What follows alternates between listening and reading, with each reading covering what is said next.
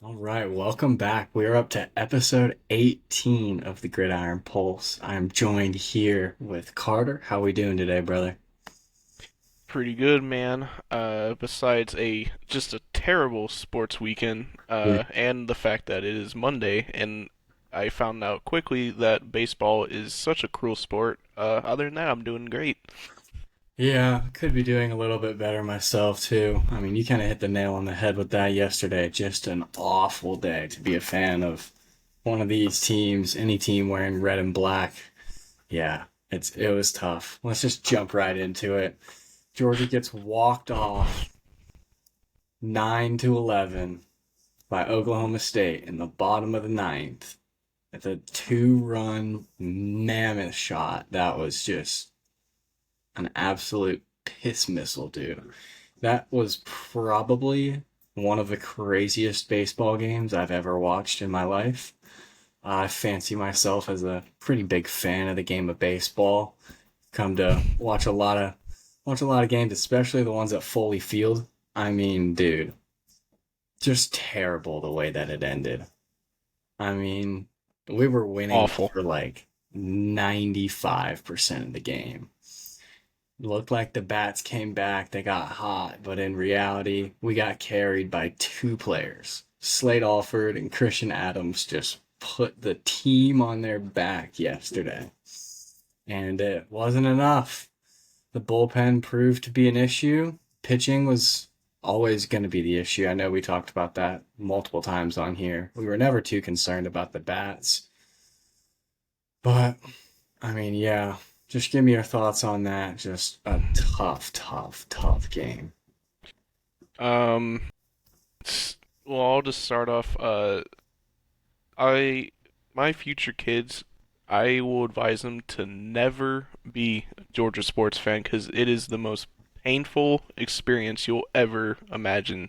It's they'll they'll just give you false hope, and then at the very end, just snatch your heart right out of your chest. And yesterday's game was just the perfect example. I I know I'm beating a dead horse, but every single time we talked about UGA baseball, I always said that the pitching was going to be the Achilles heel of this team, and whether they make Omaha or not.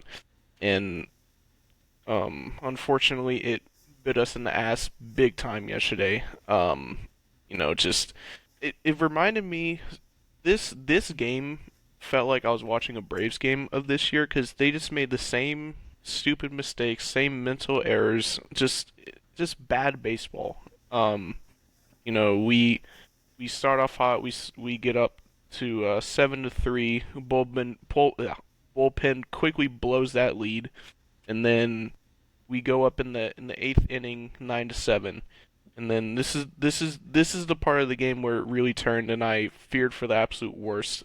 Was when in I think it was the ninth inning we had runners on second, third, and I think it was one out, or maybe it was even zero outs. I can't even remember. No, it was zero outs. And then when we ended up striking out three times in a row to end inning, which I knew as soon as that happened, I knew something bad was gonna happen. It like you can't do that. You cannot squander run opportunities. And like I said, it's literally watching the Braves struggle with runners in scoring position. It's the most agonizing thing to watch. Then of course after that,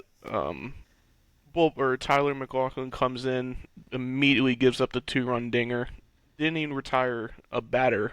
And then uh, Zach Harris comes. Yeah, Zach Harris, right? Yeah. Yeah, Zach Harris comes in.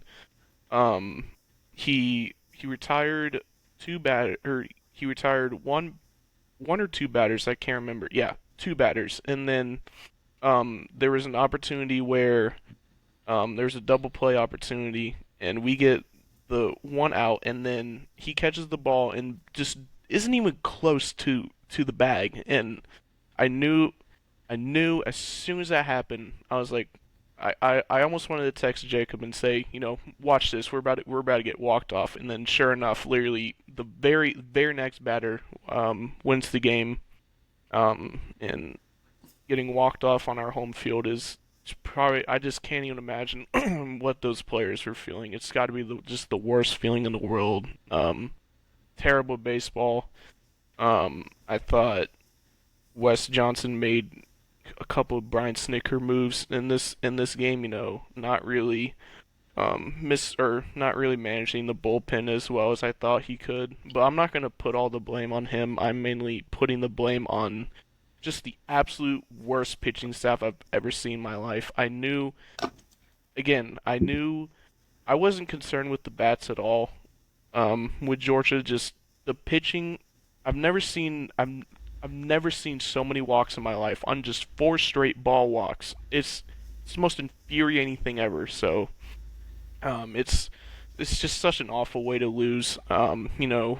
43 wins was just absolutely crazy. Honestly, I didn't expect this team to be better or basically like on par with the team last year because I thought the team last year was going to go to Omaha, with Charlie Condon and a bunch of those guys who were on the team this year, but just a absolutely just gut punch. Should have easily won this regional. It's just another kick to the groin by George Sports. So, Yeah. And that's not even talking about getting shoved into a locker by Duke the day before. I mean, oh, talk that was about a game brutal. where the bats couldn't get going. It was, I think, 4-1 the final, and we had, just like you were talking about with yesterday's game, so many opportunities with runners in scoring position. And the pitching actually held up very well in that game. But like you said about Tyler McLaughlin and the four pitch walks, I think he threw 8 balls before he threw a strike. And that just can't happen. It's tough because we don't really have any high leverage arms. Like you can make an argument for one or two guys that come out of the bullpen are quote unquote high leverage arms. But yeah, West definitely made some questionable decisions for sure in the bullpen. I know Jackson Stevens was one that a couple people that I talked to, yourself included, would have liked to have seen in that situation. And West said in the post game presser that they were saving him. He was going to be the starter for the next game. It's just tough to do that when there's not even a guaranteed factor that you're going to even play again. It's tough. A couple snicker moves for sure. Might have been, he definitely wasn't out there sleeping though. I thought he was going to stab one of the umpires, if not all three of them. Oh, dude. Speaking on that, that umpire was absolutely awful. I mean, just terrible. Like, it's awful. The pitching wasn't great for us, but there's to a certain extent to where the umpires have to have at least somewhat of a consistent strike zone. Like the pitchers probably didn't even know where they could throw the ball for strikes rather than right down the middle. And you saw what that happened when it was Zach Harris's turn. It was like, just get up there and throw strikes, kid. Well, he threw strikes. He got a ground out that should have been a double play to end the inning, like you said, and he missed the bag by like that much. It wasn't even really close, but it was an easy ground out to second base and just a nice easy flip to Colby Branch, and he gave him a great throw, hit him right in the chest, and his foot was just nowhere near the bag. Like you just said, I mean, I knew at that point, I was like, this game is over. It was bad. We did not deserve to win that game by any means whatsoever, and we didn't. But the umpiring was terrible. Everything from the bat flips in the beginning, everyone's clowning the team for the bat flips and for unbuttoning the shirts. And by the end of the game, I was on the same thing. I was like, I don't mind the bat flips, but like, if you're gonna suck, button up your shirts, dude. Yeah, I This one. saw I Yeah. saw a huge discourse on that on Twitter from, the usual people who worry about other people's teams in their actual regional. Tennessee. Yeah. Um, but yeah, I don't know. I'm not gonna be that old head boomer that's gonna Yeah. be like, oh, like button up your shirts or don't bat flip.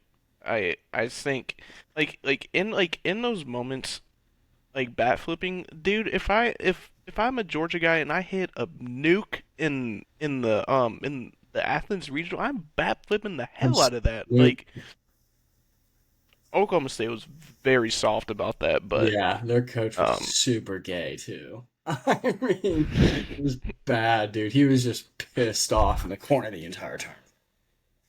It's like old Yeah, boomer coach, just mad. And his little interview that they gave him in the broadcast, pathetic. so gay. Oh my god. Yeah, it's I don't know. That's like one of like my big issues with baseball. I just think just old heads ruin the sport because they just expect players to not have any emotion whenever they deliver in a big moment. Like Right. no bat flipping, no celebrating. It's it's why I could get in a whole rant about this, but I'm not going to. But it's just they just need to shut the hell up. Honestly, it's one of the more annoying parts about baseball. It's just old heads ruining the sport. Yeah.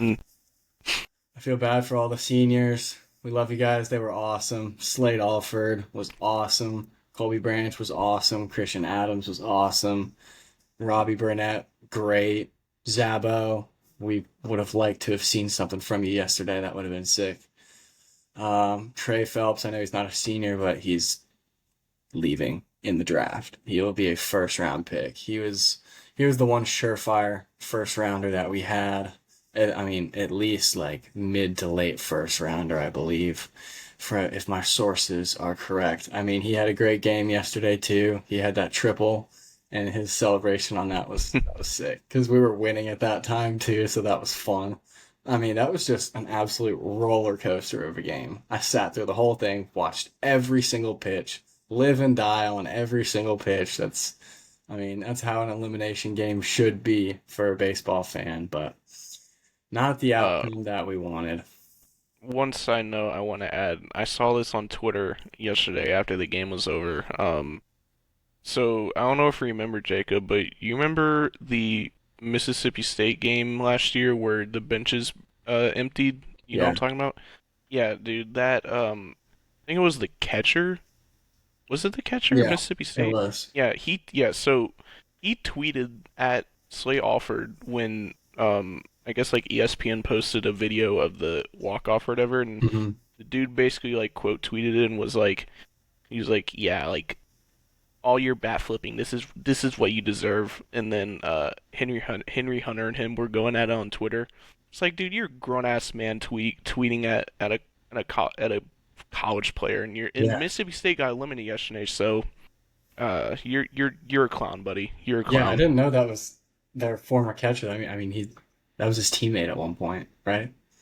Yeah, So like they came from Mississippi State. I yeah, mean, shut the hell up, buddy. yeah. I Worry about watched your own the school. I watched the post game presser. It was Slate and West. So sad, dude.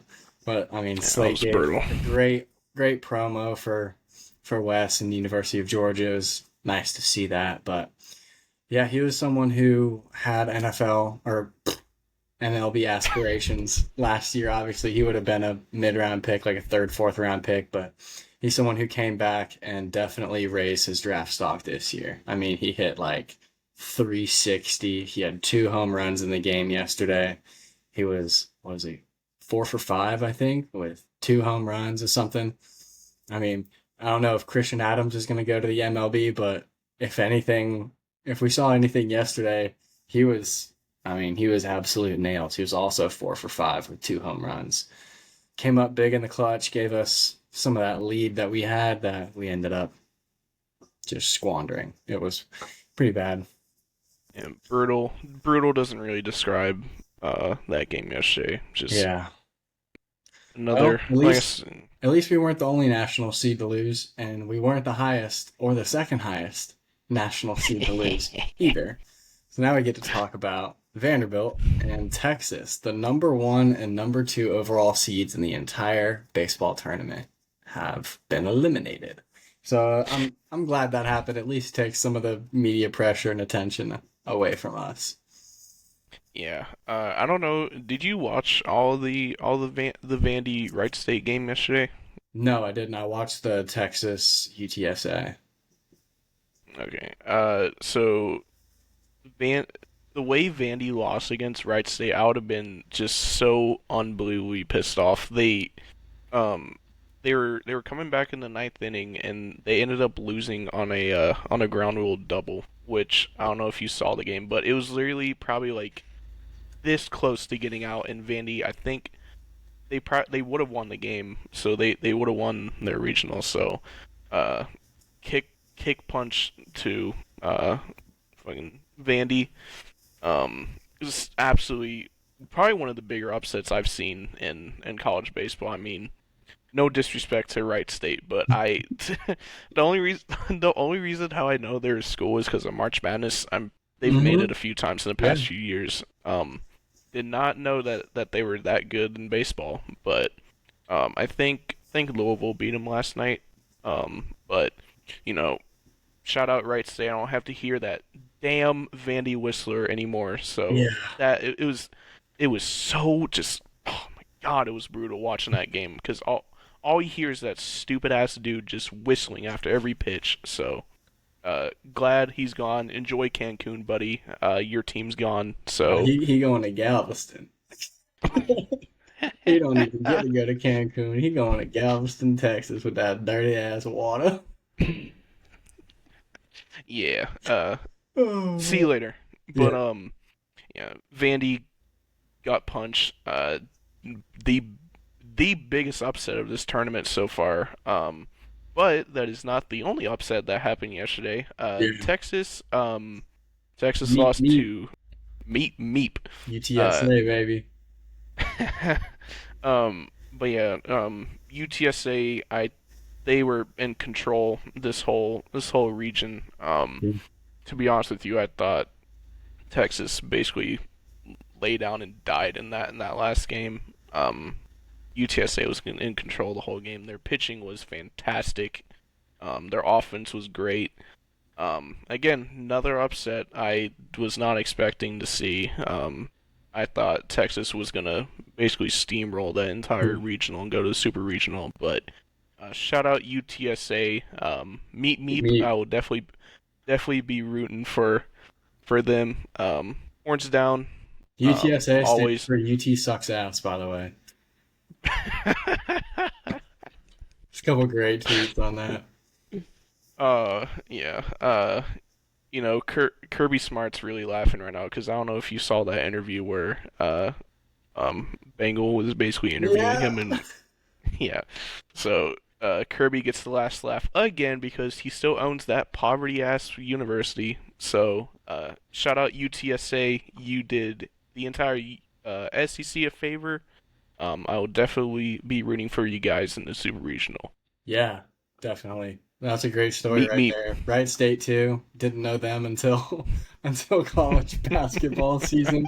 But we know Meet from their legendary run. I think what was it like 2021 or 2022? They started off the season like 8 or 9-0 and in football. That was just they were a fun team to watch. I mean, they were putting up like 50 points per game, but which is cool. But yep, sent Texas to Galveston. Just go south, brother. That dirty ass water. it, it can't be as different as living in Austin, Texas. No, So at least Galveston's not ultra gay. We got game sevens today though for the vast majority of the day. A couple other national seeds are they could be eliminated. LSU's in a game seven. North Carolina's in a game seven, and Oregon State is also in a game seven. Those are the 6, 5, and 8 national seeds. So more chance to yeah, take some heat off of Wes Johnson and the boys. Maybe they can just they're gonna take yesterday and shove it way off to the side and just start focusing on transfer portal, which is now apparently open. yeah. I saw a UGA pitcher this morning hit the portal. I Never can't heard of him remember. before. Yeah, He I had don't know. Tommy John this past year, so he was on a medical red shirt. I just saw the Anthony Dasher tweet on Twitter. So I've never heard of him before, Yep. but I'm rooting for all out chaos in the College World Series. So Mm-hmm. I hope Little Rock wins. I Oklahoma. hope Oklahoma Oklahoma wins. beats North Carolina, and then USC over Oregon State. Yeah, and of course I don't need to mention the school, but I'm really hoping Wake Forest beats Tennessee because I don't know if our listeners listened to the last episode I was on. I predicted Wake Forest to come out of the region and go to the super regional, so I would love to be right on this because I absolutely just cannot stand Tennessee and their fans. Yeah, So it would be absolutely hilarious if all that shit talk on Twitter from them and they get bounced in their regionals. So please, absolutely. Demon Deacons, please, please, please, please, please, Boys, please. 6 p.m. ESPN2, be there. I I will be will, hate watching. will be there. We'll be hate watching like crazy. Yeah, Ole I have to Miss is see. also in a game seven versus Murray State. That whole Sweet. regionals, if they lose, that regional is going to be pretty much chalk too, which would have been nice if Murray State wins because we would have had to play them instead of Ole Yeah. Miss or Tech. Tech lost as well. Pretty sure they got swept out of that regional with their old coach from the 1600s coaching his last game. It's kind of a sad story, but whatever. I hate them, so I don't care. Hold that for me. Hey, I actually was a little bit surprised. I Yeah. thought Georgia Tech was I thought they were gonna actually win that regional. Hmm. But Ole Miss is on a heater right now. Yeah. So that Georgia Tech game was great, and then they blew out Murray State last night. Yep. Um, but yeah. I guess we Last haven't. thing. Yeah, we haven't really talked about our regional yet. So the game after that we should have been playing in Duke won just ho hum 3-2. Just super boring game. Like, dude, if we would have gotten into that game, I would not have been surprised if we would have put up 60 runs on Duke. It was just like Oh yeah. beat Oregon State, just win the game. But Duke sweeps the Athens regional. Apparently, they really like playing in Foley Field. Yep. Uh, I didn't watch any of that game because I was just too pissed off to watch. Yep. I couldn't care less about that game. Yeah. But I would not have been surprised if we slaughtered Duke, especially Mm-hmm. after Saturday's game. But last thing I'll Yeah. say about college baseball, um, please, dear God, I do not want to see another Tony Vitello meme by the Tennessee fans on Twitter. I don't want to see another one of the stupid ass meme of him in a Santa Claus hat where it's like he sees you when you're losing. Like shut like dude, I don't want to see any of those memes anymore. So Please, bad. please Wake Forest, please win. Yeah. That's all I'll say. Yeah. I hate Tennessee. That game's They at do. 6. We got North Carolina, Oklahoma's the first one at 3. And the late ones are LSU plays at 9. Then Miami Southern Miss is also at 9. All right, moving on here to another crappy topic that I don't Another want to poverty bring up. team. Just another poverty team. God, we're so bad. The Atlanta Braves suck. If you'll notice, I haven't worn my cool Braves hat in a while because we're nowhere near 500. Yeah. I went to the game on Friday, and I wish I want my $60 back for watching that atrocious offensive performance. Just brutal. I mean, again, beating a dead horse. It's just brutal. Like none of the games are fun to watch. Like Yep. literally the only reason why I've been watching games is to watch Acuna, who's the Yeah. Matt Olson are the only people who actually care about offense. Matt Olson's been on a decent hot streak, so him and Acuna are the only exciting actors of this team, Yeah. other than probably Schoenbach. But He had a just great game. Ozzy's starting to turn it on a little bit, but Yep. Ever I since we mean, started talking crap about him hitting 293. Good hey, job. Yeah, Michael Harris, take note. I think Saturday, I think um Harris went 3 for 4. So Hey. uh Yeah. what did he go yesterday? Oh for I had four. his, So right back yeah, to where he yeah, was. just had to regress back to the mean, of course. Why wouldn't you? I mean, Yeah, to be honest with you, I didn't watch like any of the game yesterday because I was watching the Georgia game, but same. it appears I didn't miss too much. Just a normal midseason form game. Bryce Bryce Elder Elder is gave up. up 3 runs in the first inning, and we Yep, scored and one in the first inning, and then nothing happened for the remainder of the game. Nothing. Garrett Crochet had another good game, which I obviously was expecting. He's one Hmm. of the best pitchers in American League, let alone MLB. That was just a death matchup if you're Bryce Elder trying to go against a few I think a future Cy Young winner in Crochet. Um, but another series loss. This offense just cannot get out of its own way. We play Arizona Diamondbacks in the next few games, which I'm gonna make another prediction. I think we're gonna lose that series because I think the Diamondbacks are better than us. Um, it's just brutal, man. I love the Braves. I love my teams. I love the Braves. But it is just like none of the games are even like fun to watch. Like literally, like the only reason why I watch the games is to watch Acuna. Yeah. Just he's the most exciting player in the offense. But um, AA dude, I hope after this year you tell Snit to retire because it's been beyond time. I mean, Wes Johnson shows more fight and heart than Snit. Oh He God. literally just sits in that dugout and just Wes doesn't do Johnson's like a anything. 5'2" fireball out there. I mean, Yeah. he's Um. unfortunately built like an Oompa Loompa, but he's got some heat within him for sure. Dude, I'm not joking. I thought he was going to kill the home plate umpire yesterday. Dude, I thought after the second bat flip, I thought the benches were gonna clear. I did too. Honestly, After but Slade, no, uh, Slade had it the was first one. Christian it was Adams had the Adams. second one. Yeah. And then after for both their next home runs, they walk over and just place the bat on the ground.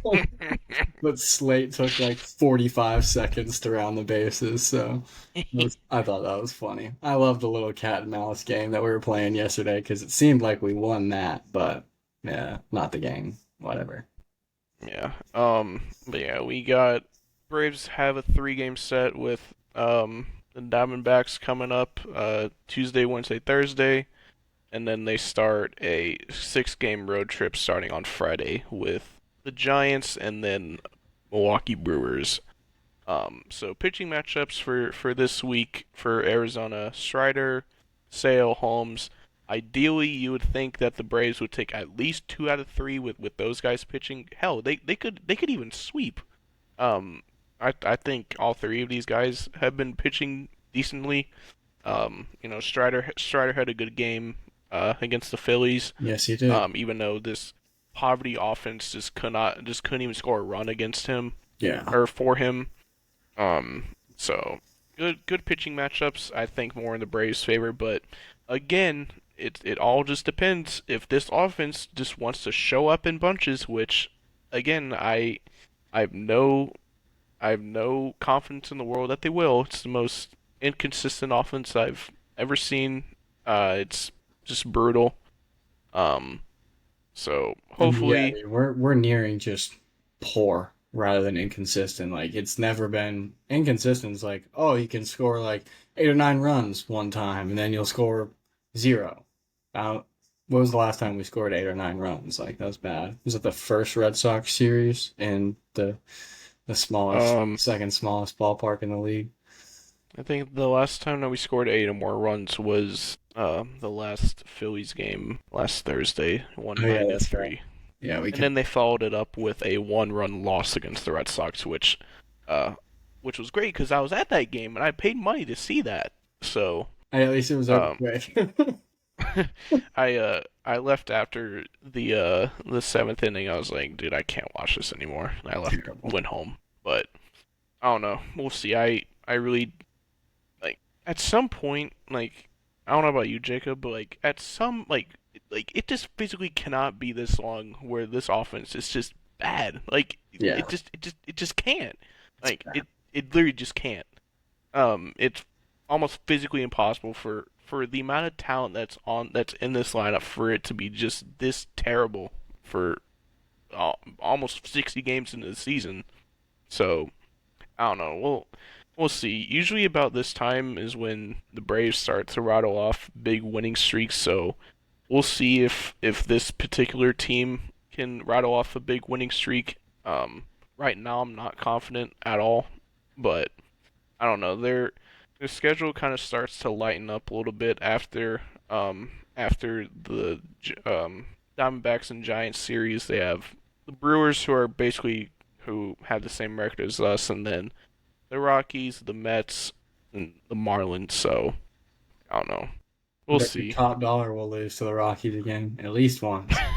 At least once. Yeah, hopefully not, but I do I have don't know. a little segue into our next topic. Scotty Scheffler just ran away from the field at the Memorial at Murrayfield Village. Murrayfield Village. That's kind of tough. But yeah, it's Jack Nicklaus's signature event. Very big event, signature event, $20 million prize pool, which is big. I mean, dude is richer than he could have ever imagined right now. Scotty Scheffler has won 3 out of 4 events in May, and the Colorado Rockies have won 3 games in May.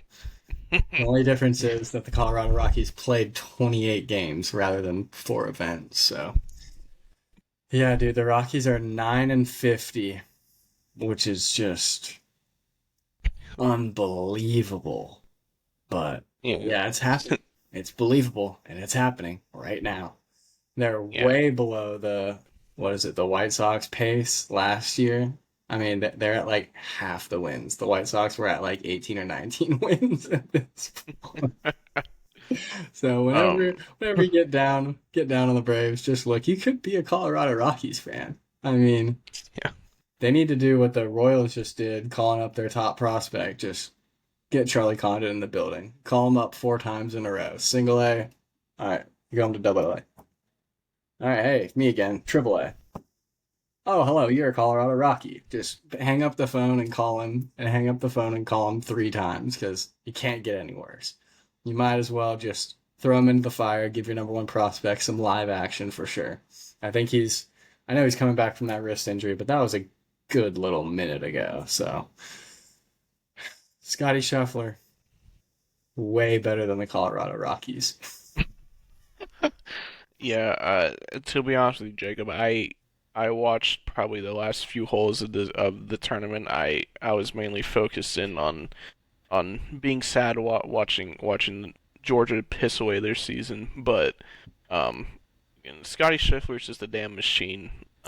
Seems like every time I'm on Twitter on a Sunday and Scotty Scheffler wins another tournament, Just holding up a trophy. It's like, hey, yeah, he's unbelievable, man. I wonder when will it be time we start talking comparisons to Prime Tiger with Scotty? he's We start that got a conversation chance to now? jumpstart those conversations in about a week and a half when they go to the U.S. Open. If he can win that one too, I mean, my God. But yeah, he's Yeah. back to Well, back at the Memorial, which is a notoriously very tough golf course. It's like after Quail Hollow, it's one of the tougher stops on the PGA Tour. yeah. We'll have to start a dialogue about Scotty if he wins the U.S. Open. Yeah, That would be just absolutely insane. But um, Scotty age shot 10 29. under. He's only 29. That's He's ridiculous got too. I 16 keep to forgetting how go. young he is too. Yeah. Speaking of young guys in their prime, I mean, dude, I just got this news like right before we hopped on here. Frank Ragnow retired from the NFL, the Lions All-Pro center, 29 years old. Just turned 29 last month. I mean, 4-time All-Pro, 7-time Pro Bowl in 8 seasons is just unbelievable track record. I mean, I guess it's probably hard just mashing your skull into people like Jalen Carter every single play. Like I wouldn't want to do it either, but I was never an offensive lineman, so I never had to. Never got that big. I mean, I can't believe that he was the number one graded center in all of football last year. So I wonder if there's like some extenuating circumstances, but it really just sounded like for his health, like he wants to live a long, healthy, and prosperous life, and he'll be able to do that with the contracts and the money that he's made. But yeah, 29 years old, just turned 29. But good news for them is they drafted a great replacement in this past draft. Second round pick, Tate Ratledge from the University of Georgia has been taking all first team center reps at OTAs while he's been absent. So I wonder if the Lions maybe knew something going into this draft.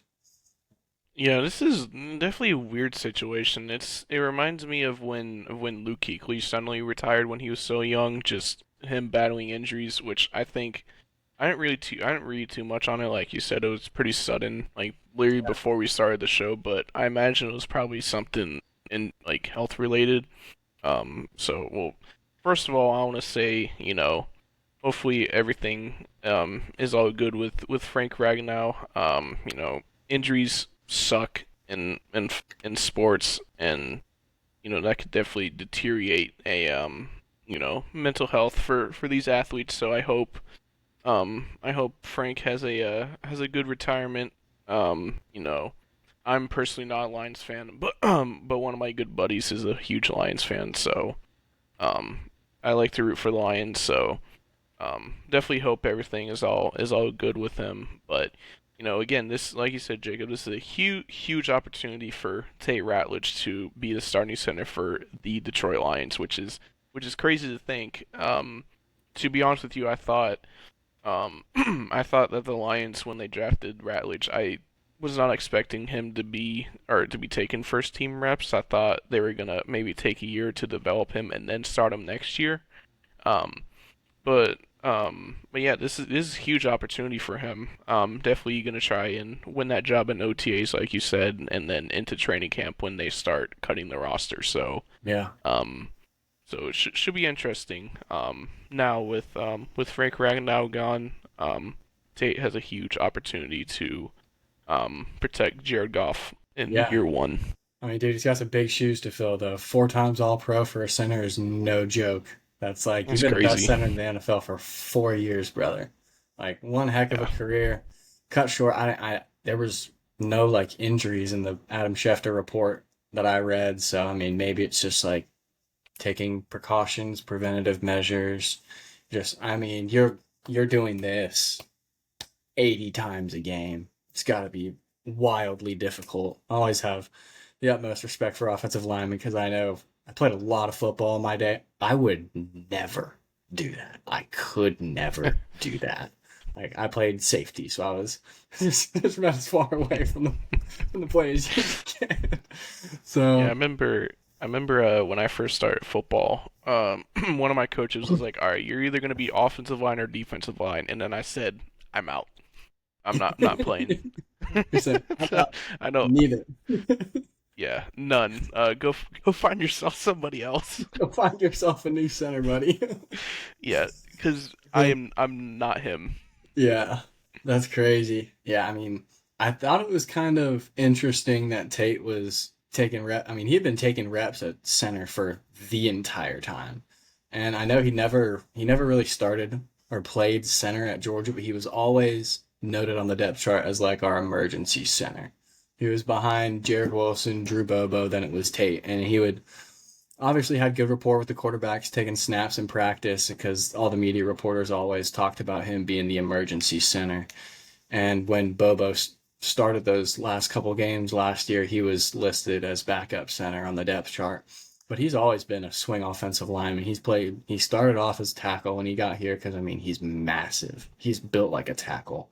Now we bumped him into guard pretty early on. Then he obviously got injured, then came back and didn't miss a start, it seemed like. I mean, he started like 38 or 39 games at guard for us, just absolutely rock solid. But it's almost like the Lions knew and they drafted him as a center. And that's why maybe they took him, some would say would be a reach because I mean, I didn't think he was going to go in the second round, but I was very pleasantly surprised when he did, especially him going to a great team right now and a great organization. He looks like Dan Campbell, and he's gonna he plays like Dan Campbell too. I mean, he's gonna shove his face down in the dirt, and he's gonna get ground dirty on the kneecaps. What do you say? Bite the kneecaps. If he can reach all the way down there, he's so damn big. I don't know if he can reach the kneecaps, but I don't know Um, how's Jared Goff gonna see over him, dude. You got the I don't know. Great Wall of Detroit. Yeah, I don't. I'm not sure how tall Jared Goff is, but I don't know. He looks like he's tall, but Like I don't know. But 6'5", but um he's not 6'7" with a helmet and cleats on. I mean, good lord, that's a massive human. one note I want to make. just speaking on NFL, Hmm. I think I uh, this I'm not 100% sure, but I think I saw a video of Dylan Fairchild running the ones with the Bengals. I think. Nice. Um, like I said, I could be just Guard. 100% wrong, but I saw a a OTA clip of him running with Burrow, so that would be really cool if he starts. Yeah, I mean their offensive line has been terrible ever since Joe Burrow's been there. So he needs something new. Try something new. I mean, he was a third round pick, I think, pretty high in the third round. He was not too long after Tate was taken. But Hmm. yeah, I mean, he was talking about rock solid for us. I mean, I don't think he ever missed a start once he got And in the he's a starting. great pass protector, which is exactly what the Bengals need desperately. Yes. West Forsyth's finest, Dylan Fairchild, homegrown kid. We love to see that. That would be huge. But yeah, I mean, that's really anything else on the NFL. We're gonna hop into the NBA here. Yeah, I don't have anything else on NFL. It's really just all off season talk and then OTA videos. So we're in the boring cycle of football right Yeah, now. we're in the dog days of the off season for sure. We got like what 2.5-ish months left. I know Georgia's first game's on August 30th, so literally counting down the days. Got a calendar doing the little X's on all the days. Just get me there. Just come on. Yeah, Let's I keep this. after last week, and I'm about sick of baseball. So Yeah. I'm ready for football now. Usually, like you said, this is when the Braves start picking it up and make the off season feel shorter, but it doesn't seem like that's going to happen this year, and it's going to be a disgustingly long off season. Yeah, It's but yeah, we are officially in the dog days, of the off season now. Let's move on here to the NBA, and as soon as this is over, it's going to get even worse. I know it's not. This is what sucks about the finals too. It's like they play like once every like 4 or 5 days too. It's terrible. They just drag it out for forever. At least with the Eastern and Western Conference Finals, there was a game every night. They just flip flop one every night. I could deal with that, but the NBA Finals don't even start till Thursday, so we're gonna record another episode before then. So I guess we can. You want to make our predictions now, or do you want to save it? um let's do that now. All right, let's do it. All right, so we got OKC versus the Indiana Pacers. It is kind of a boring finals matchup, but I like what I've seen from both the teams. They're both very entertaining to watch in their respective series. I don't know how entertaining this series is going to be head to head, though. The Pacers are pretty significant underdogs here. They're plus 530 to win the series. The Thunder are minus 700. And Man. they're 9.5 point favorites in game one. I'm looking at right here. I hope it's a really good series, man. I mean, they're both, like I said, both fun teams to watch, but the big differentiating factor for me is OKC's defense. They are just relentless and they're big, tall, fast, and they're deep too. I know the Pacers like to get out and run. They're one of the faster paced teams in the NBA. But I think the OKC's defense is going to be just a little too much for them. I think we're going to see that pretty early on and pretty often in game one. I hope it goes to game seven. I don't really care who wins at all. But my prediction, I'm going to say OKC in five. I think it's got a couple of these games got a chance to get ugly for sure. Yeah, I definitely could see that happening. But speaking on OKC's defense, people said that about the Knicks defense, which I thought the Pacers did a good job neutralizing their defense. They had a ton of scoring spurts throughout the games where they would go on these huge runs and build out leads. Um, but like you said, I think OK, OK, OKC is definitely better than the Knicks, but we'll say the the X factor of this series is going to be Miles Turner. And the only reason why I think it will be Miles Turner is, like you said, Jacob, OKC is a very big team, so they are going to have to rely on both Miles Turner and Siakam to get a bunch of rebounds, get out in transition, and get easy buckets. So, um, in my opinion, I think Miles Turner is going to, I wouldn't say handle, but I think he's going to match up well with Chet Holmgren. I think Miles Turner has a bunch more muscle than Chet. Chet's I think I a might. stick. um, so I think Miles Turner is gonna match up well. Chet's a good defensive and offensive rebounder. Um, but me personally, I like Miles Turner better. And then obviously the big highlight of this series is going to be the point guard matchup with SGA, who won the MVP this year against Tyrese Halliburton. Um, and I'm gonna pull a shocker. I think the Pacers are gonna win in six. Um, I I personally like what I've seen from Indiana more than I've seen from OKC in the playoffs. I think the Pacers really, what's the word I'm looking for? I think they really handle pressure a lot better than OKC, because I don't know if I mean, we all watched the Nuggets series. That's really the big outlier for me. Is I thought, you know, um, Denver. To be honest with you, I thought Denver was going to win that series. I thought, I still think OKC's young, and I think the Pacers are still young too. But um, the Nuggets, um, they blew out the Thunder a bunch in that series. They went on a bit of scoring runs, and I I personally didn't think that in those games that OKC kind of handled the pressure a lot. But again, they ended up winning the series. Um, but I think, especially I think with OKC got a lot more rest than Indy. Because their series ended early. With the Timberwolves. Um, so I think, especially for game one, I think OKC is going to come out a little bit slower because they haven't played in a number of days.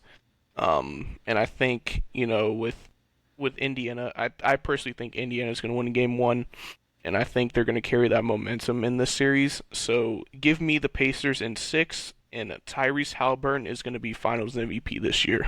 Nice.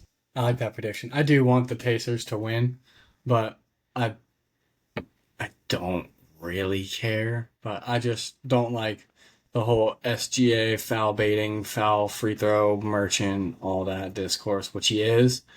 But I'm I really only think that OKC is going to win in five because of their defense. But yeah, I mean, you brought up a great point with Miles Turner. Him and Chet Holmgren's going to be a great matchup. They both stretch the floor really well for 7 footers too. They can both shoot. But if the Pacers are going to win, they're going to have to do pretty much exactly what they did with the Knicks is get out and transition, run, run, run. Because if you let OKC set up in the half court, it's going to be tough as nails to score on them. I mean, they're big, tall, long, athletic, strong, whatever you want to say. But the Pacers are just fast. I think it's hilarious that their team name is the Pacers because if they dictate and set the pace of the game, they're gonna win. Which is why I think they've been one of the more entertaining teams to watch throughout the playoffs. But if you let OKC set up in the half court, they're gonna have a tough, tough time.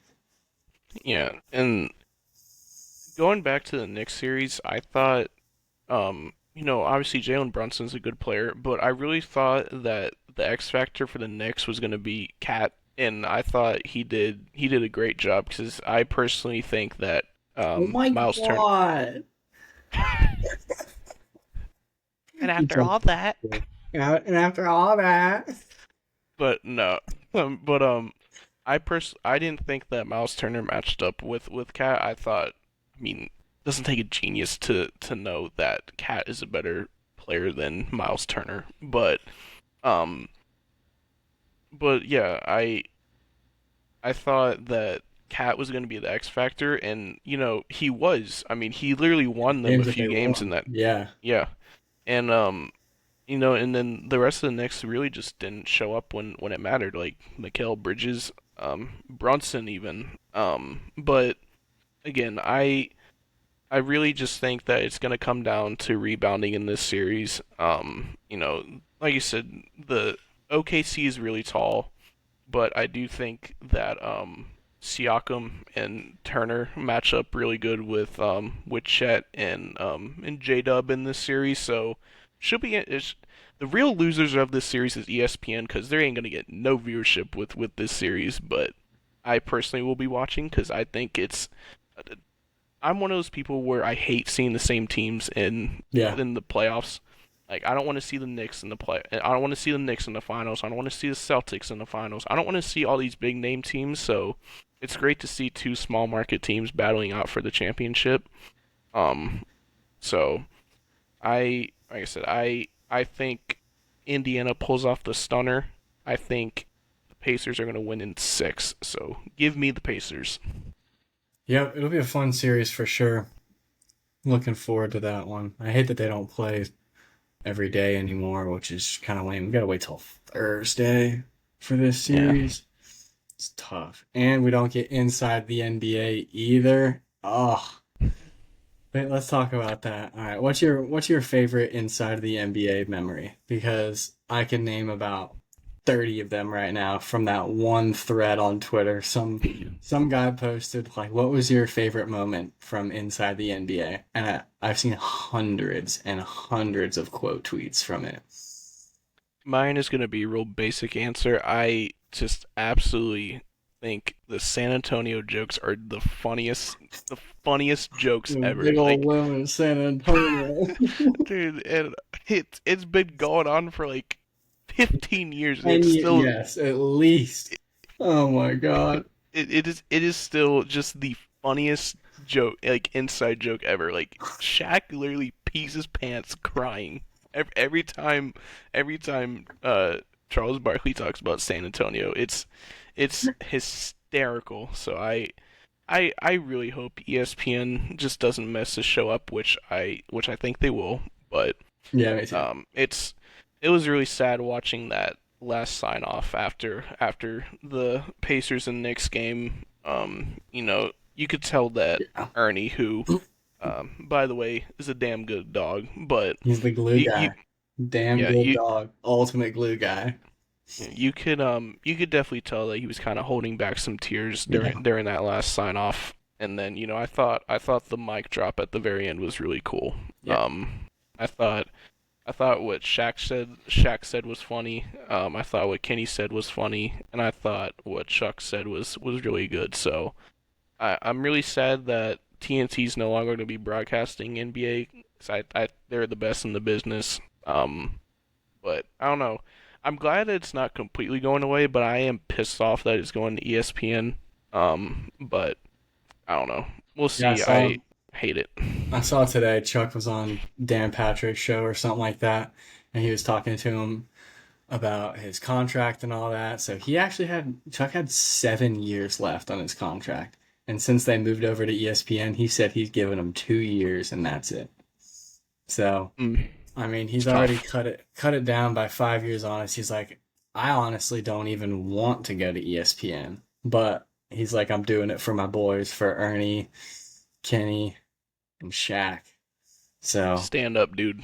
hmm yeah, I really love Chuck. Hate that he went to Auburn, but I mean, who cares? That was like in the 40s. Dude's like anciently old. But yeah, that's the best pregame, postgame, and halftime show in the history of the NBA, and it always will be. The only thing I could say is now that they're on ESPN is maybe we get to see them a little bit more. Maybe they're on for like, if they're on for every 8 o'clock ESPN game, primetime game, I would I would be down for that. We're gonna have to see how ESPN is gonna water down and make the show more lame as they go on. I'm sure they will. They're not gonna be able to be as funny. And yeah, As they're long as I definitely don't gonna have to, water down. Hmm. as long as I don't have to hear Stephen A. scream into a mic, I'm good. Big Pert. Like, oh my Big Park and God, dude. fucking LeBron's personal agent Brian Windhorst. That whole discourse is wild. Yeah, it's weird. Yeah. I think my favorite moment from inside the NBA, I mean, there's so many, it's tough to put a finger on. So I think the vast majority of people just go to the big old women in San Antonio because I mean, it is objectively that is so funny. I will laugh at it every single time. But I dropped a good one during this episode. They're not going to Cancun, they're going to Galveston for that dirty ass water, Galveston, Texas. That's a good one too. Yeah. I mean, it's cut from the same cloth. I mean, them big old women in San Antonio. I'm sure they got some big old women in Galveston, Texas, too. You don't gotta worry about Victoria's Secret. it. Victoria is a secret down there. Oh Oh, man, dude, yeah, absolutely hilarious. there's so many. One clip that I saw was the quote unquote greatest 3-point shooter in the world. Did you see this one? Oh yeah, I did They see had this. Yeah. like this guy who like self-proclaimed, obviously nothing to back it up, just like a 5'10" white guy who probably thinks he's nice like that. They had him on studio, and they had a shootout between him and Kenny, and it was just like first one to make three or best of three alternating. The dude went 0 for 3, and Kenny went 3 for 3 with a suit on. It was like, get out of here, bro. It was so funny. They clowned on that guy so hard. Shaq's got a Yeah. bunch of funny ones. I like the when he's holding up the little hawk, the like, caw. ah, ah. Ah, ah, ah. Oh, dude. So I'm gonna miss it, but Yeah. like I said, I'm glad that it's not completely dead. I just hate that it's going to ESPN where they'll definitely like jack up the show because Yeah. I you know wonder if how ESPN is. yeah, they're probably gonna have to. I wonder if they're gonna have to move too, because I know the TNT studio's in Atlanta, because I've been there. No, they said that they're gonna be broadcasting it at the same location, and it'll just have like ESPN on, like like the table that they sit on right Yeah. in front of it says TNT. It'll just say ESPN. Well, good for them. At least they don't have to move. I'm pretty sure most of them live here full time, at least as Yeah. full time as you possibly can be with a celebrity like that. But especially in season, I mean, they're around town. I know a couple of my buddies when I used to work in Midtown. A couple of my buddies said they used to see Chuck at downtown, like out kind of at the clubs, at the bar scene. Like they would just walk around and see Chuck like all the time, which I think is hilarious. Obviously, a man of the people, just an awesome dude. He's not getting down in Galveston, Texas, though. He's in Atlanta. And not San Antonio either. That Uh-uh. dirty little creek. Big old women down there, that dirty little creek y'all call the river. The Riverwalk. Oh my god. All right, you got anything else for me? Not really. I think we Yeah, pretty bunch. much hit on everything. It's really tough to talk about football right now just because I mean it's Yeah, all off season talk. yeah, But like I've said many times during the show, I'm getting that football itch, man. I'm about sick and tired of baseball unless the Braves go on a huge winning streak. like I'm 10 ready. more. Yeah, We need like I'm ready. I'm ready for college football. I'm ready for NFL football. I don't watch much. Oh, I did want to add. Speaking of Georgia, I saw yesterday that good old dog Tay Crowder, I think had two pick sixes yesterday or yeah, one yeah, in the too. UFL. Yeah, Yeah, saw it on Twitter. It was pretty cool. somebody sign that man. Mr. Irrelevant. That's something we need to do. We need to start watching all the UFL games and give our analysis on it. Hey, How shout we out. pay to. Yeah, hey, shout out Hot Rod. I think he's still perfect on field goal attempts this Nice, year. nice. I was wondering that too. Yeah, he'll get a contract for sure. I mean, Oh yeah, also being just the amazing guy that he is. I have his autograph on my little helmet me specs. me and my mom were out in Athens eating some brunch, and we saw Rodrigo on the street, and we got a picture with him. He was like, he it was weird because like he was kind of like shocked that we knew who he was. Because I He's like, I know he's a kicker and all that, but he's like one of the more distinct looking players in Georgia history. I mean, Yeah, he's very unique. that picture of him and Quavo at the Rose Bowl still goes so That's what I hard. think about every single time I think of Hot Rod is him and Quavo. Quavo's little midget self. Like that's Yeah. such a great picture though. He is exuding the aura for sure. Hot Rod is aura god. Last little Shut thing up. on Georgia, I know we got a commit this weekend. Carter Lucky, little brother of Saw Lawson. that too. Yeah. Everyone was like, this dude was a commitment straight out the womb. He was like born to be a Georgia Bulldog, which is awesome. He's a defensive lineman as opposed to his brother being a tight end. Norcross High School, not too far from us. Uh, Mm-mm. Hopefully, he's going to be a great player. I know Georgia had a huge weekend of visits, many, many five stars. I know Thomas Davis Jr. was on campus. Five-star wide receiver Sedarian Morgan was on campus. Caden Prothro, five-star tight end. Hopefully, we land one of those two, either Prothro or Sedarian Morgan. Unfortunately, I believe they're both Alabama leans, and I think both of them might be from Alabama. But being Yes, able to take I one of believe those so. guys, I mean, we've signed the number one wide receiver out of Alabama before, hmm several times actually. His name would be George Pickens. Yeah. Shout out James Coley. Shout out James Coley, putting in the work, doing the damn thing. Keep it up. I think that's going to be it for episode Uh, 18 here. well, on. I want to add One a more? little side note. I before we end. I don't know if you saw. You've seen the videos of Buford High School's new stadium, right? Yeah. Yeah. I was out in, because Buford High School is not that far away from me from where I live. Yeah. And I I don't I forgot what I was doing in Buford, but I I I saw like the school, and I wanted to like drive past the new stadium. It is massive, man. It is insane. Yeah. And I saw that ESPN is going to show their first game of the upcoming season against, I think, Milton. Milton. Yep. Yeah, so it is insane. It's literally like it's a college. It's just a mini college. It's University of Buford. So is Milton, yeah, though. I mean, yeah. honest. Milton's big too, but that stadium is so nice. It is. Shout out to all those expensive boosters who funded that stadium. Honestly. It's nice, man. It's if you're ever in the Buford area, highly suggest you go check it out. It's so nice. Yeah. Used to be up there all the time, played in their old stadium quite a bit, a bunch of lacrosse games. We played Buford every year. 4 years I was in high school.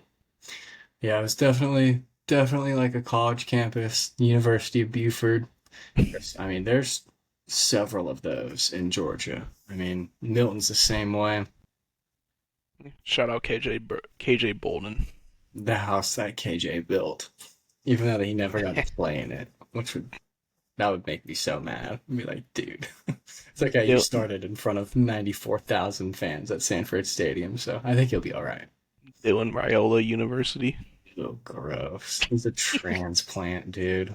Doesn't even. Want to be Mahomes so bad. Oh, dude, want to be everything. It's just creepy at this point. Like, Well, was it a Georgia race? the Georgia dodged a bullet. Yeah, we did. It's all right. Pug's gonna be better anyway if he ever steps foot on the field. Yeah. Curtis, I Curtis. can't wait till we do like record predictions for the big teams this year in college football, cuz I'll just go ahead and I'll drop a little hint. I think Nebraska is going to be pretty decent this year. So, Yeah, find out soon. find out soon. All right, that's gonna do it for episode 18 of the Gridiron Pulse. Be sure to like, comment, subscribe. Thank you all for watching. We'll see you next time.